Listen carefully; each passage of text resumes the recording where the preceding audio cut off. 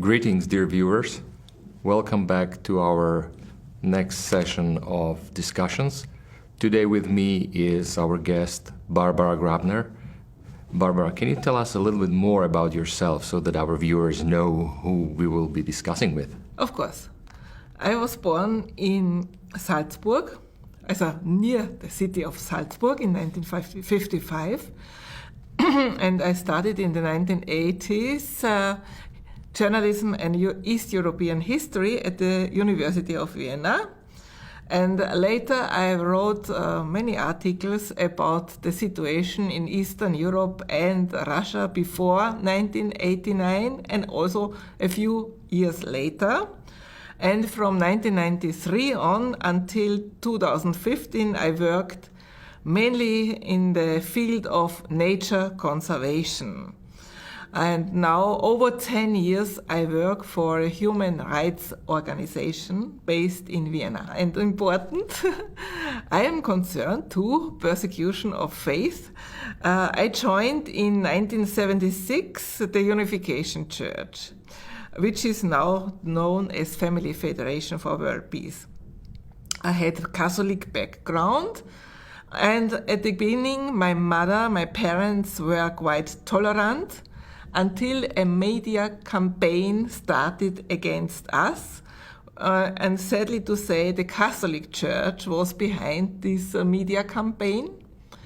And this disturbed our relationship for decades. Well, dear viewers, as you probably noticed, our topic today will be anti-cult organizations.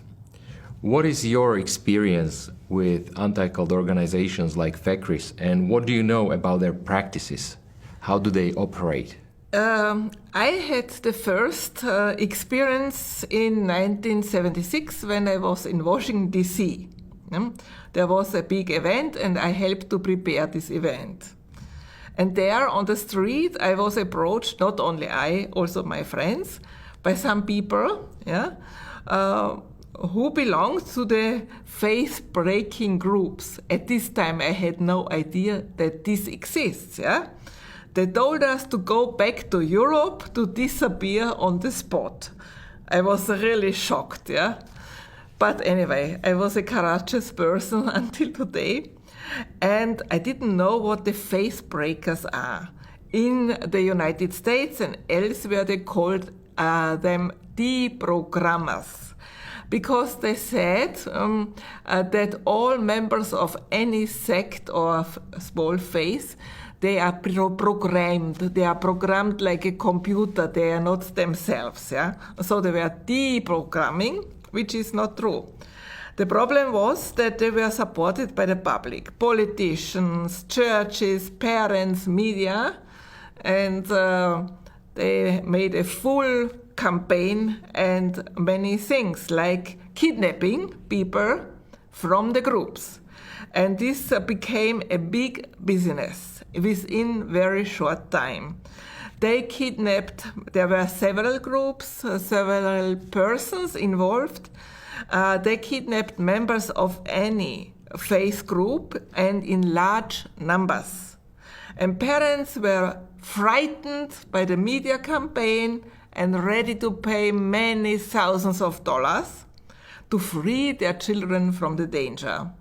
So they actually kidnapped kids and... Yeah, they kidnapped kids. And asked for ransom. They put them in isolation in some place, and started to, to put incredible pressure. They didn't get food, for instance. They couldn't go out, perhaps on a toilet. It was like imprisonment, And I know friends, members who were kidnapped several times because they managed to escape. And it did great damage to the parents because they have to pay huge sums of money. Their children went back to our church or their group, But many have been damaged mentally, They were terrified, incredible. And this became a big business, mid-70s until 1980 and later. And they combined lies, complete false rumors, allegations with no substance, and terror, also physical terror. People were kidnapped and sometimes even raped. Yeah, and within short time, this deprogramming business came also to Europe. Nobody was safe. Yeah, many of my friends were afraid to visit their relatives.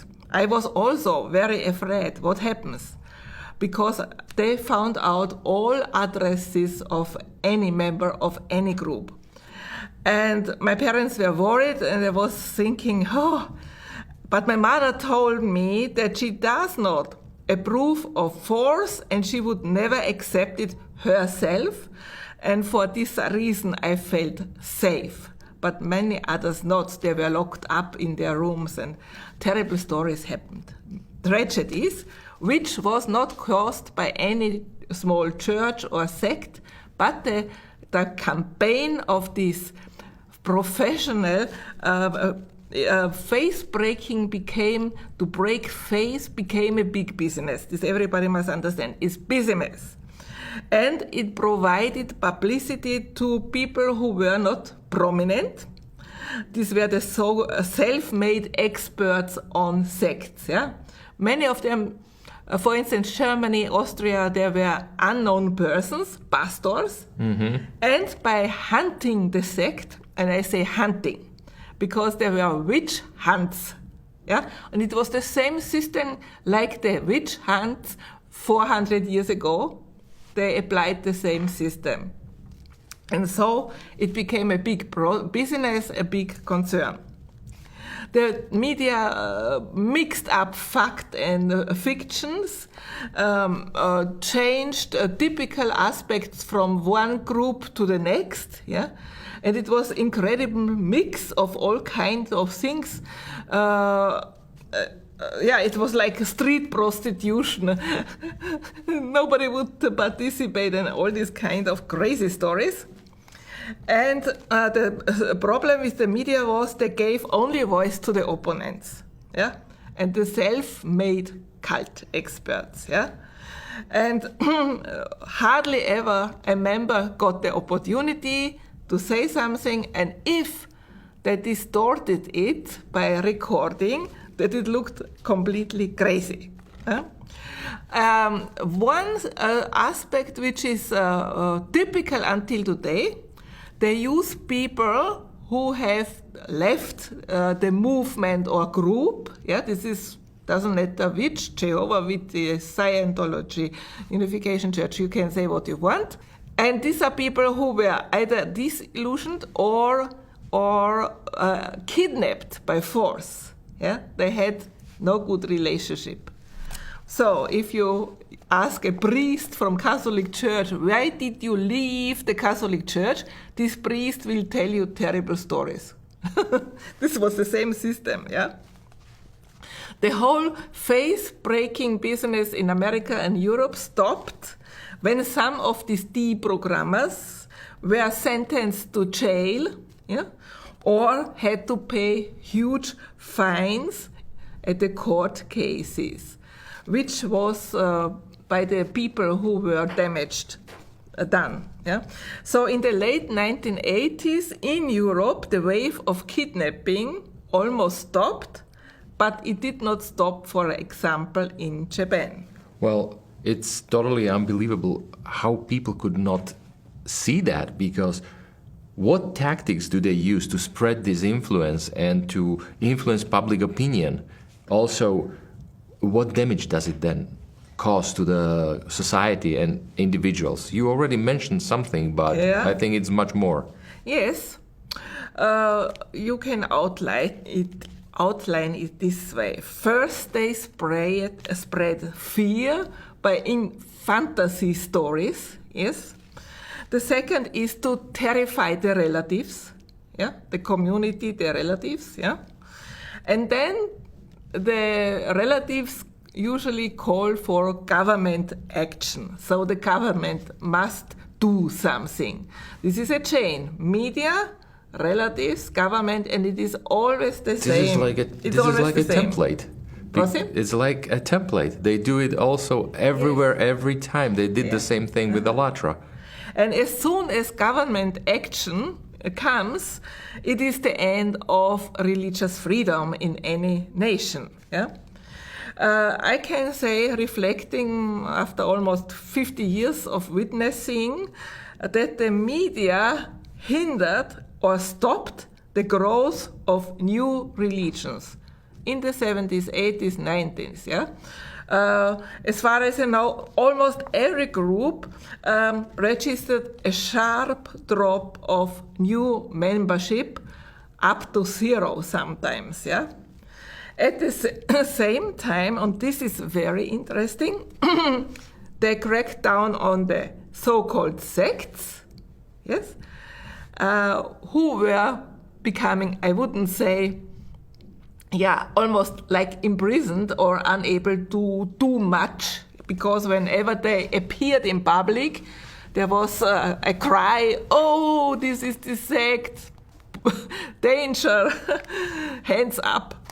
But also the big churches in our country, it's the Catholic Church, which is the biggest church, it became increasingly persecuted already from the year 2000 upwards. So the tool they used against the small faith is turning against them. Yeah? So we have media campaigns against the Catholic Church, single priest, bishop, or the institution generally. It really backfired, the whole thing. Interesting is that organizations like FECRIS, which exists since 1994, and RAKIR since 1993, have faced condemnation by courts in various countries for criminal and civil violations. What they accused the sects of, which could not be proved by any court, they did. Yeah? This is like some killer sees a person, a shoplifter, taking some popkit or some fruit, and they are screaming, "Oh, there is a thief," but in reality, they are the killers. Yeah? So I want to say it's completely the other way around. Yeah? But why can FECRIS and other organizations continue? Why can they continue their work? Because of media support. They have media support. Nevertheless, journalists completely are unaware or don't care that these organizations committed crimes and they were received court. So in the hunt for the story, they don't care what they do? Exactly. So journalists very often search for scandals. Yeah? This political scandal, economic, or whatever. Yeah? And the title is "Bad News Are Good News." And these cult experts are professionals in providing scandals, yeah? Even if it is invented. Yeah? Often it's only the names are true and the rest is not true. What we have noticed is that some of the journalists that were actually writing about the sect, they were not studying that and cult and sect before.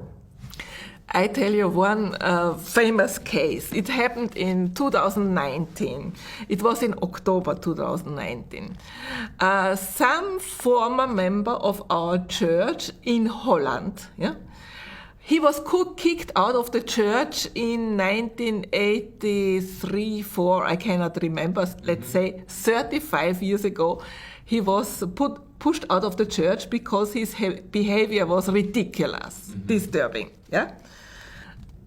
And he became more and more crazy privately. And he imprisoned his children in the basement. And in October 2019, by accident, one of the children escaped to some pub and told the story, and the police came and so on.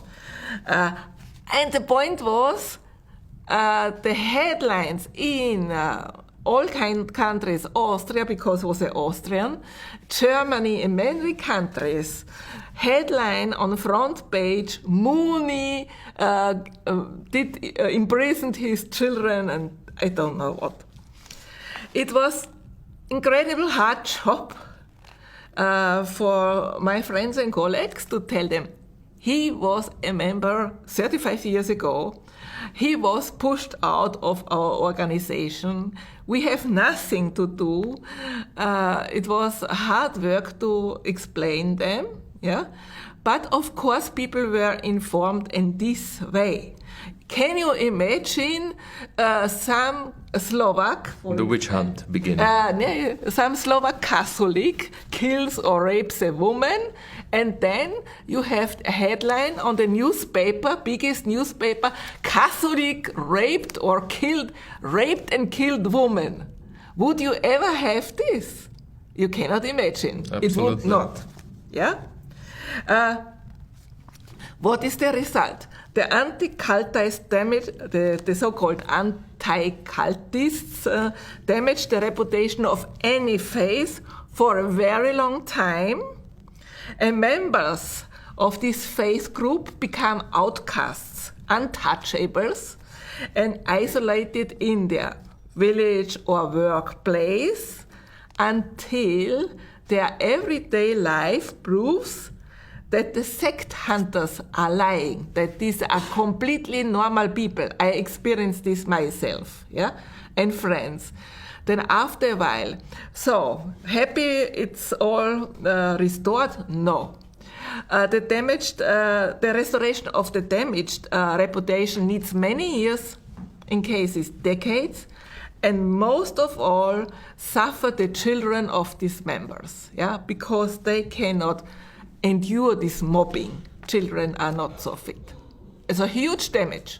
So what are the most common myths that they use to spread among the public to achieve their goals? The first point is that they say it was not your free decision, you are not free will. Yeah, you consciously choose, look for this faith, you search for a new faith. Yeah, this does not really exist in their minds. Yeah, you are seduced. Yeah, either by good company, nice food, nice music, and you joined by false promise to make a better world. So I ask you, what is bad with good company, good food, nice music, and the promise to make or create a better world? These are perfect things, yeah? Then, even if a person is older than 30, 40 years, so a mature adult, the media portrays the person being immature, not accountable. And this is really strange. Yeah? If I'm 40 years, I know exactly what I want.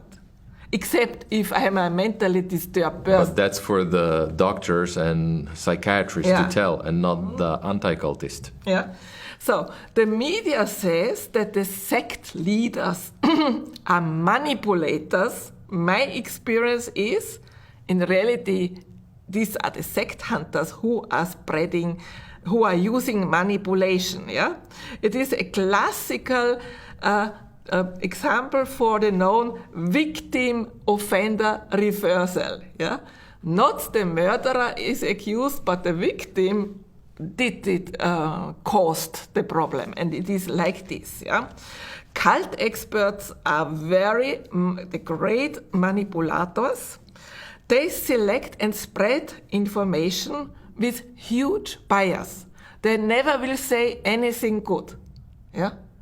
They will search for something which is really not good, or imagine something. Yeah? How can individuals and communities recognize these anti-cult organizations and defend themselves against them? What can they do? It needs really some experience and knowledge. But in reality, it is quite easy, because the network of faith breakers, these are always the same names which appear in the media. Very famous in the United States, there was Stephen Hassan. He wrote several books.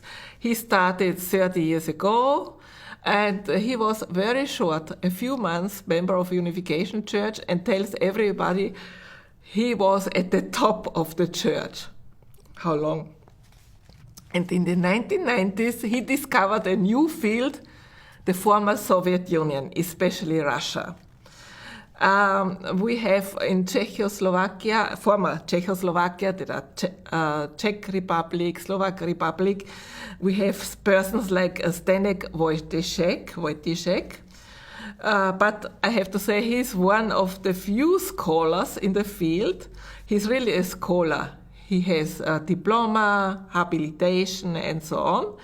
But if you see the list of publications, it is also very biased. Mm-hmm. Only negative things, yeah. But he's not typical, I would say, yeah. Anyway, I want to say, let us change the word sect expert, cult hunters, cult experts to the real fact of the faith breakers. The breaking of faith is their business. It's this what I think is most dangerous. And they are not fighting sinister cults, but destroying faith groups. And the big one, then the next, the big ones who are more vulnerable, yeah, maybe not so many members or not so many members who are very educated or something, the weaker ones, and then the next one. So if it's a big group, it doesn't save you. Even if you have your 10,000 of members, it doesn't save you from persecution. So Fekris and Russia would be an interesting story. Yeah. We can say that after the fall of the Iron Curtain, these so-called sect hunters found a new field. When the Iron Curtain broke and communism collapsed, many churches expanded to Eastern Europe and Russia because there was also big desire and a big hunger for new information and new religions. And at the beginning, it was a huge welcome, even by the public, to learn new religions, and even religions which existed, like Buddhism and so on. They could freely practice religion without fear of KGB interference. Yeah, but right after these new religions came the experienced sect hunters. From Fekris was one of them, yes. And they found quickly, in case of Fekris, they found very fertile soil with certain circles of the Orthodox Church. Yeah, you must know that during communist time, the last phase, you could not study theology without approval by KGB. They selected who can study or not. Of course, not every priest cooperated very much, yeah, but they had to keep quiet. So, since the hierarchy, the leadership of Orthodox Church was very much involved with KGB, they joined forces, and there came Fekris, yeah, and there came people to the front, like Dworkin, yeah, who cooperated with Hassan, for instance, with Fekris, yeah. So it became a circle, and the great religious freedom, which came in 1990-91 with big success for many groups, was crashed down step by step. I remember very well, because I helped to make a press release when in 2016 Jehovah's Witnesses became massively arrested and persecuted. Yeah? So freedom was over. Yeah, and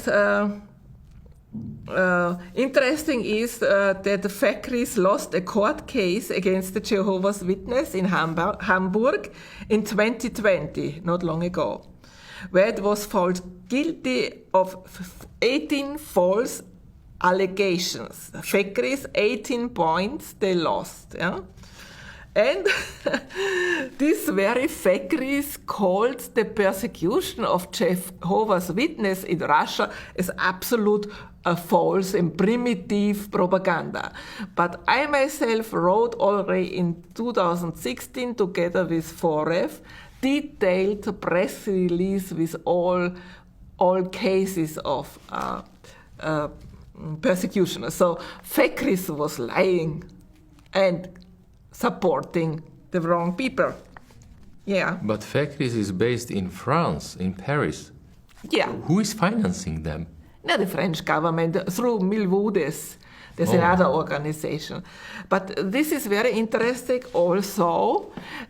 In France, after the French Revolution, during the French Revolution, 10,000s of priests, monks, and nuns were executed. Okay? There was a very strong anti-religious movement which continued later. Yeah? And from this time on, from the French Revolution, France has always had some, tendency for atheism or materialistic humanism. Also, it was not friendly to any religions. Only the Catholic Church was very strong enough, to go against the government. And this anti-religious spirit from the French Revolution until today exists very strongly and expanded to certain countries. And France was always example for the Russians, also for the Bolsheviks.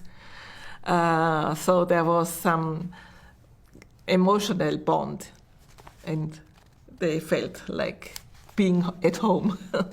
So what steps can then governments make to limit their influence, and what can they do? The question is if the government wants to do something against it. My experience is in most cases they don't want it. Yeah, they don't make effort. Very seldom. The organization I'm affiliated is Forev. I did and do press releases as a press work. And when it started, it was in the year 2003. Yeah? When the government of Upper Austria, this is Linz is the main city, joined with the Catholic Church again and attacked 350 religious groups. I did not know that in Austria we have 350 religious groups. This was 35 maximum. And they started a massive distribution of CD-ROM to schools and also other material. Yeah? We called it the Sektenkoffer, the sect luggage. Yeah, so much.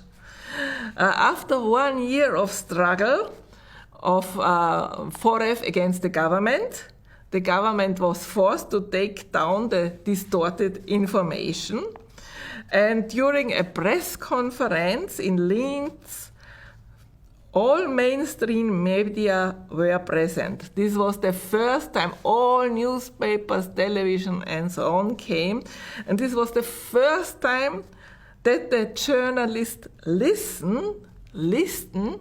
listened and reported balanced. Yeah? Fair reporting did not exist.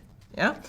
And later, the founder and manager of Forev, Peter Zörer, discussed frequently with journalists, and they were very friendly and ready to publish a reply if he said this was wrong reporting, you have to correct it. And they said, yes, okay, we can do that.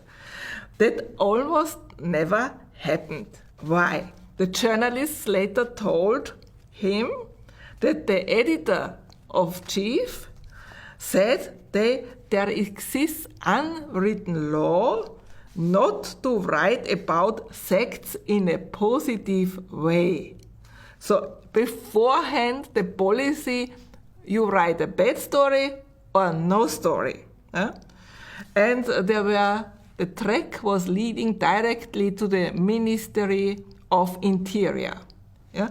But can you imagine, so even the journalists understood their reporting was wrong. This was wrong and disturbing and so, and they somehow repented or regretted they could not write the truth. I mean, this is a real scandal.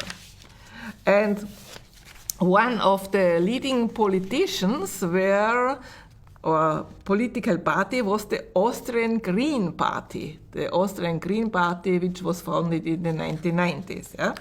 And they wanted a team of criminal police in every city with the only mission to observe the so-called sects.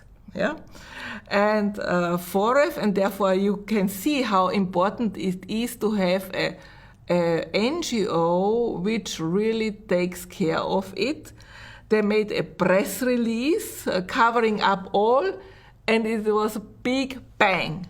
Because the political enemies of the Green Party picked it up and put it on their website, and they helped in this case. Yeah?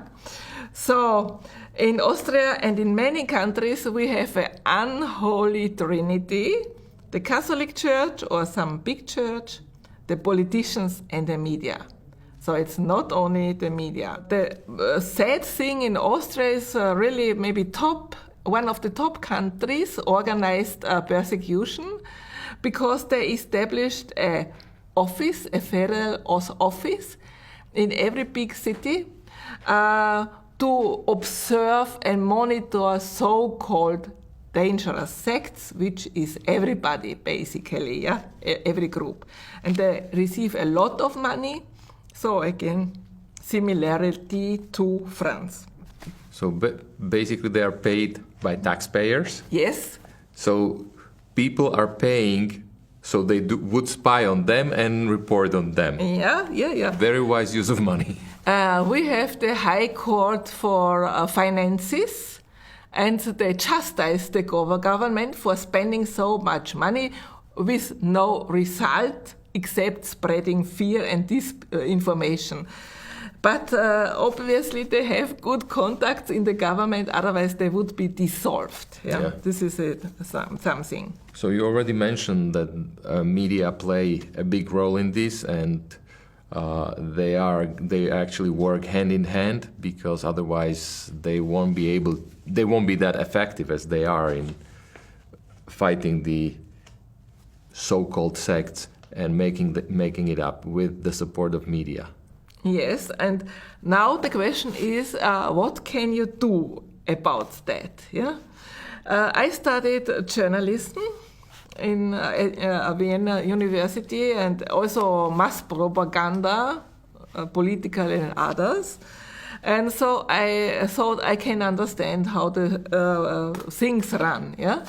And so in 1991, 1992, together with my husband, we tried to counter negative stories and contacted numerous newspapers, televisions, individual journalists, made a press conference with some success, but limited for a short time. Yeah?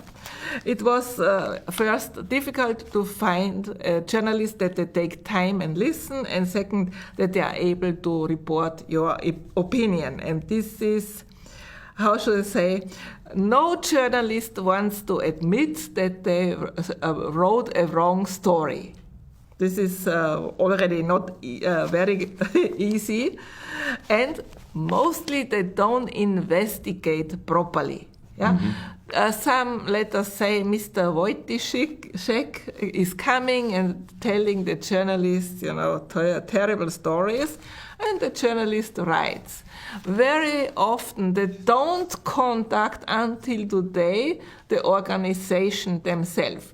Most of the faith groups, including Unification Church in Austria, are on the web, Scientology. You can find press contacts. They don't take the job to investigate. Investigate whether that information was correct. Yeah. Or... Yes. And I remember Denik N, a newspaper here in Slovakia. My husband made interview in 2016, 3 hours, answering all questions of the journalist. And he said, okay. But from the 2 pages story, it was so small, his words. So it was It's unfair. exactly as we had with them. We took 2-hour interview and they used like maybe 2 minutes. No, it was too much. Not even a minute when it counted together. Yes. So it is maybe 80-90% against 10%, and this is not fair and balanced reporting in no case, in no country. Yeah. So they are really ignoring the rules for fair reporting established by various journalist associations. There exists one. Nevertheless, we must not stop, and I have a friend in Austria who does always press work, every article, and he calls them, and the result is that they avoid to write very bad stories or something because he surely calls them or others. Yeah? And he really phones the Press Association for fair reporting. And this Mr. Brunbauer, he's a troublemaker, and he's a very nice and kind and quiet person, but again, they will have trouble for sure, yeah, and nobody wants, this. So it has some result, but very limited. So what other research can be taken to combat these anti-cult organizations? I want to continue what I said first. We have a real problem that the governments pay them, and the groups, the faith groups, churches, small churches, sects, whatever you call, have not so much money as the government, and not so much qualified persons who could work. Yeah, usually a simple member is overwhelmed when they have to speak to a journalist. So not enough manpower, not enough money. So it is already very unfair, the whole thing. Then we have the problem: how do you educate the public? This is almost impossible until the certain or same person has bad experience with the media, for example, or other organization. Then they become interested, and they can see they wrote about me also stupid stories. Yeah. So okay, so they are. So they can. So they just don't believe everything that they read in the media. But only if they have personal experience. Bad experience. Yeah. Otherwise, this guy can say whatever you say. Yeah. They think in the brain you are manipulated and you speak only sect opinion. Yeah.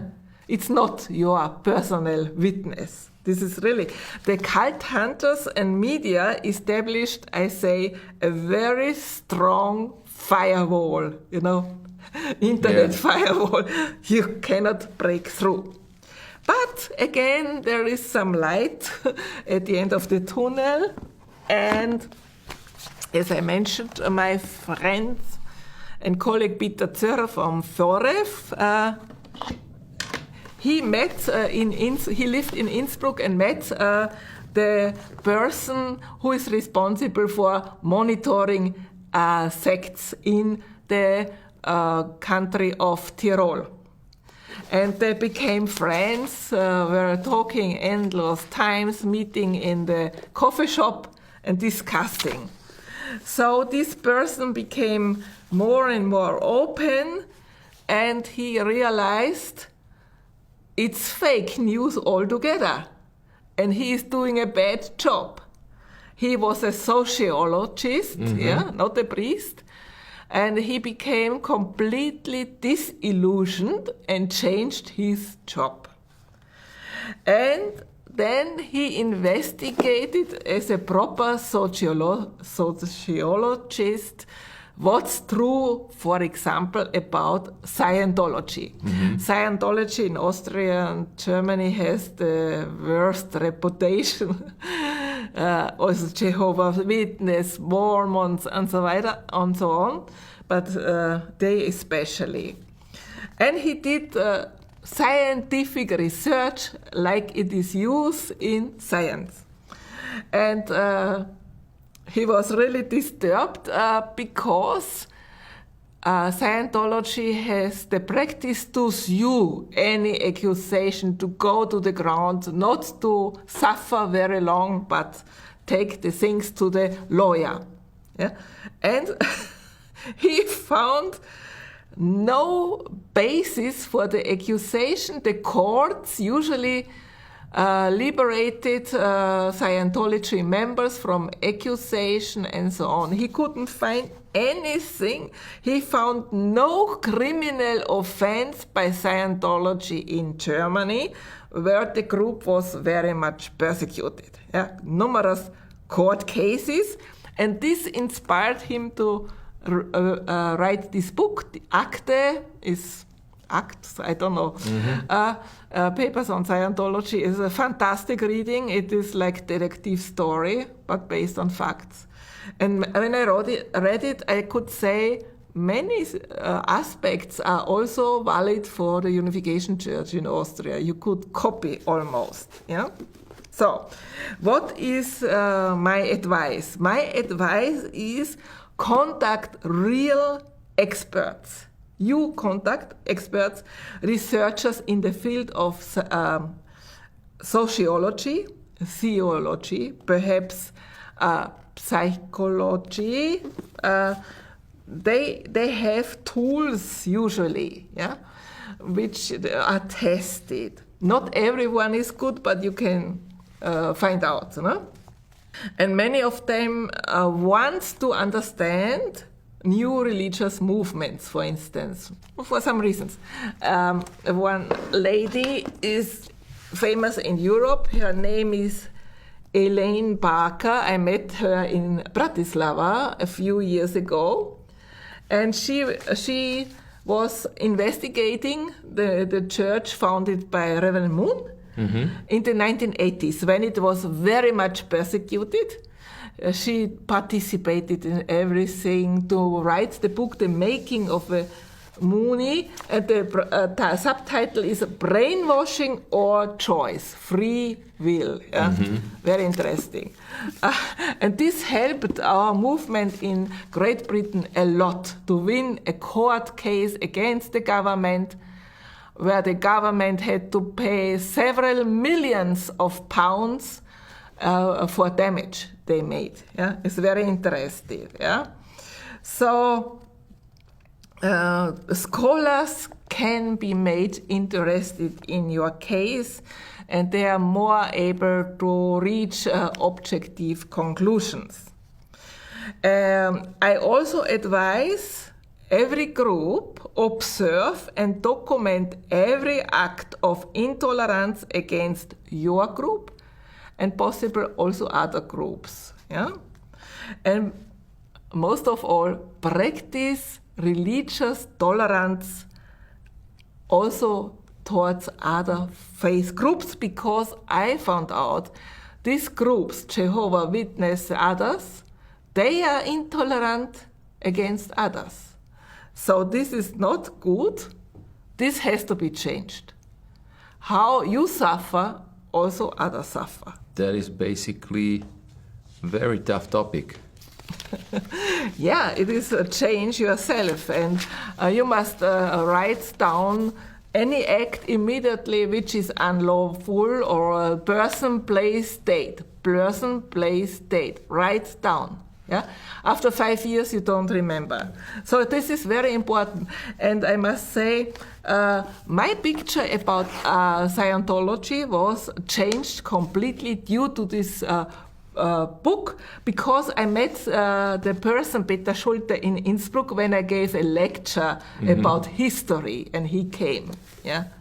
So my view, but of course, who reads this book? Yeah, this is the question. But it's very good. Yeah. And based on decades of experience, I can say, I recommend to contact human rights organization specialized on fighting against religious or who defend religious freedom. Yeah, it doesn't make sense to appeal to Amnesty International because they have completely other interests. Yeah. And I can recommend in Austria Forum for Religious Freedom, Forum, FOREF. Then the Center for Studies on New Religions, CESNUR, it's short CESNUR in Italy. Human Rights Without Frontiers in Belgium. They are really established and have worldwide network of scholars and experts. All of three of them, I know them, yeah, so I can recommend. Yeah, and contact them, write a short appeal, bring a lot of facts which support your case. Yeah, because they are specialists. Precise examples when it happened. Then there is also an organization which is very useful, OSCE, 57 member states. They make conferences, for instance, in Vienna. I attended it. And it is a good platform for numerous NGOs of civil society. And they organize the largest human rights conference in Warsaw every year. So, and there sit really good people. I remember they had a conference there. They organized the site works by participants, and they expressed their concern about the activities of anti-cult organization. Yeah, this is regularly. They need always new input. Yeah, so over the year you have to collect as much as you have, like I say, person, place, date, action. So we are usually not so careful, yeah, but we should be really fact collecting. And there's another possibility to. I encourage more networking among the persecuted faith groups. Yeah, there's always some distance. I or we and they distrust, which is again spread by media. I had distance to Scientology until I met them. They came to the Human Rights Conference in Bratislava 2 years ago, and we met on other occasions. And when I read the book, I understood also me was a little bit influenced by the negative stories. Yeah, always the same pattern. As I said, they have a core witness, former member, who maybe was kicked out also from Scientology, or some because they committed some crime or something, financial problems. Always. So in my eyes, there is too little solidarity among the faith groups, but it is becoming better in the last years because the persecution and pressure by state authorities and groups become stronger. So these are very interesting information that we heard today. And is there anything else that you have that you might share with us that might help us in this fight? Or yeah, it can become, even if the group or faith is very strong, it doesn't protect you. In Japan, the Unification Church has 600,000 members. It's established since 60 years, and it was involved in no crime never during these 60 years. But 2 years ago, when the former Prime Minister Shinzo Abe was assassinated, it became a big story. Because the Communist Party of Japan wanted to take revenge, because we helped to defeat them in the 1970s when they went into parliament and had many seats everywhere, which was very difficult for security of Japan. And now the number one of the communists said, it's time to take revenge. Yeah? And they started a smear campaign, unprecedented, and pushed the government for dissolution of our organization, which means no public meeting and taking away even the property. Among these hospital, publishing companies, all kind of things. Yeah? As I mentioned, the kidnapping business in the United States and Europe became down. Not in Japan. Not in Japan. They received help, and they receive now help by factories. Factories also connected to China. And they go down and want to destroy our movement. 4,000 people have been kidnapped in Japan for huge amount of money, which the family has to pay. And one case, very famous, Mr. Torokoto, he was imprisoned 12 years. Yeah? And when he was liberated due to pressure by NGOs from Europe, he looked like an inmate of concentration camps, the Nazi, in 1945, the picture skeleton. Mm-hmm. He was a living skeleton. In the recent years, he got damage paid by the government, quite a huge money. So it is really a problem if, like today also in Russia, when the government plays the great inquisitor. Yeah, this is happening, and I don't know if this is accident or not. That it is China is infamous for religious intolerance and persecution. Falun Gong, we know hundreds of thousands of members. Falun Gong disappeared.